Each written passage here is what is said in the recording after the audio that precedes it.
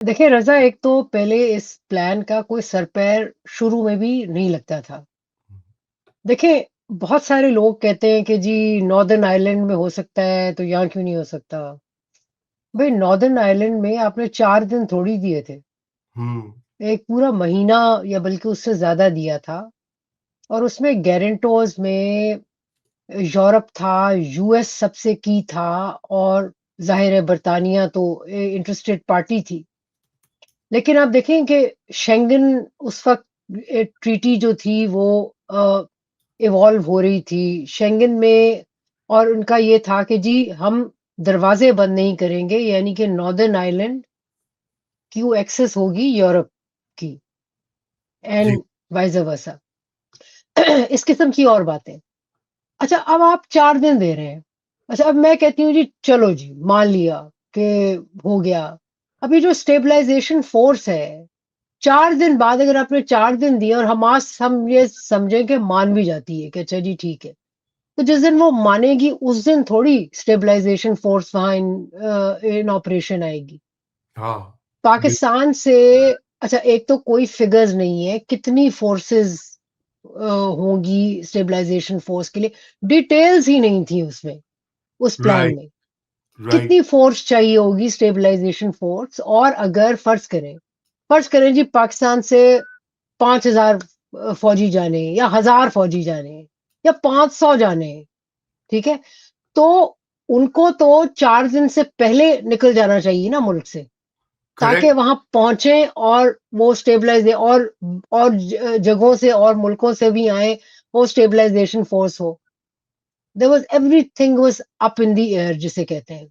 Right, right, फिर ये है कि कोई गारंटी नहीं है। आप और जो चेंजेस लाया ट्रम्प इस प्लान में, जो कि बाद में इसहाक डार कहते हैं कि जी हमें तो दिखाया कुछ और गया था। भई आप वहाँ बैठे थे वॉशिंगटन में, जब हुँ, उसने वो चेंज किया है। राइट, आप मुल्क में जाके जो मासूम बन रहे हैं कि हमें तो पता ही नहीं था, आपको बिल्कुल पता था। करेक्ट, वहाँ देखिए ना, वहाँ आपको जो चेंज उसने किया उसमें हमास के लोगों की रिलीज़ का अच्छा, फिर ये कि इन्होंने जो लोग जिनको छोड़ना था फ़लस्तीनियों को, उनके नंबर्स इन्होंने बहुत रिड्यूस उसमें कर दिए। फिर हमास के लोगों का क्या होगा, उनकी उस सिलसिले में वो खामोशी हो गई।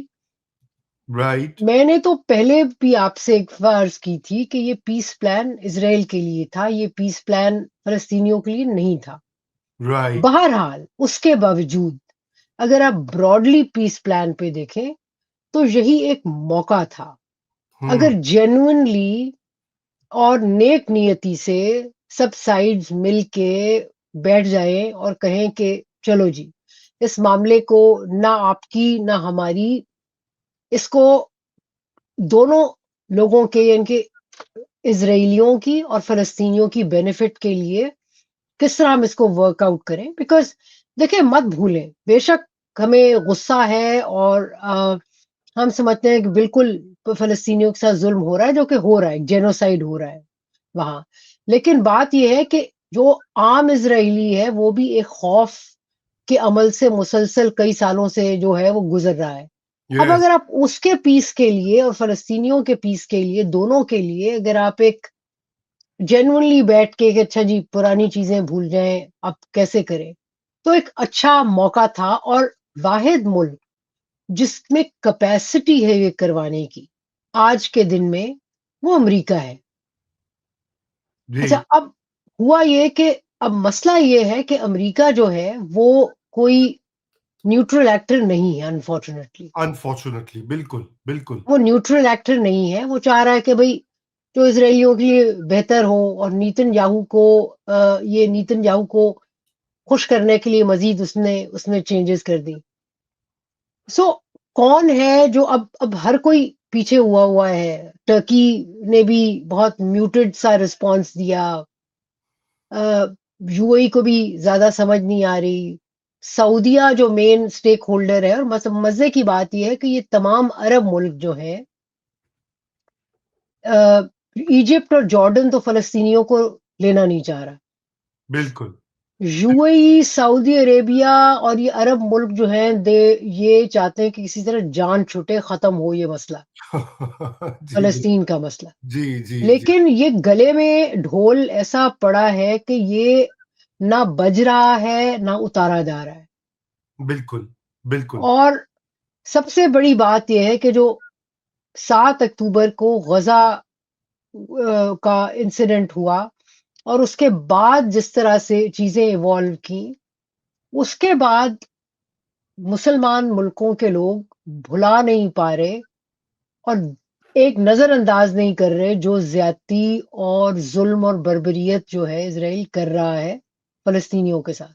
करेक्ट, उसको एक तरफ करके जो रूलर हैं, जो हुक्मरान हैं, वो चाहे जितना भी पीस-वीस चाहें, जब तक एक वायबल ऑप्शन या वर्केबल ऑप्शन नहीं निकलती, आगे बढ़ा नहीं जा सकता।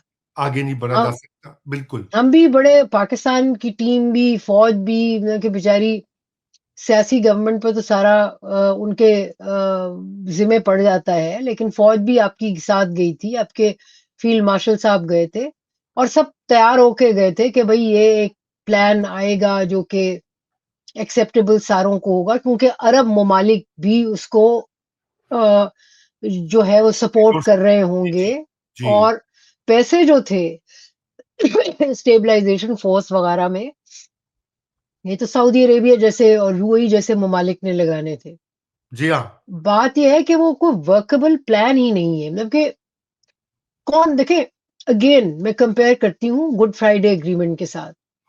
एक आयरलैंड वाला, महीने से ज़्यादा आयरलैंड का चला था और उसमें गारंटीज़ दी गई थी। अच्छा अब ये होगा, इतने लोग यूँ जाएँगे, इस तरफ करेंगे, डी-वेपनाइज़ेशन का एक फ़ॉर्मूला था। ये नहीं होता कि भई आप आएँ, हमारे सारे हॉस्टेज छोड़ें, डी-वेपनाइज़ करें, डी-रेडिकलाइज़ हों, अल्लाह ला खैर सल्ला। फिर तो इज़राइल का सारा मसला ख़त्म हो गया ना। फिर जी तो हाँ, उनकी सवाबदीद पे है, जब ये 3 चीज़ें हो जाती हैं, तो फिर तो उनकी सवाबदीद पे है, वो फ़लस्तीनियों के साथ अच्छा सलूक करें, ना करें, कौन गारंटी देगा? इस वक़्त मसला ये है कि दुनिया में कोई ऐसा मुल्क नहीं है जिसके पास कैपेसिटी या विल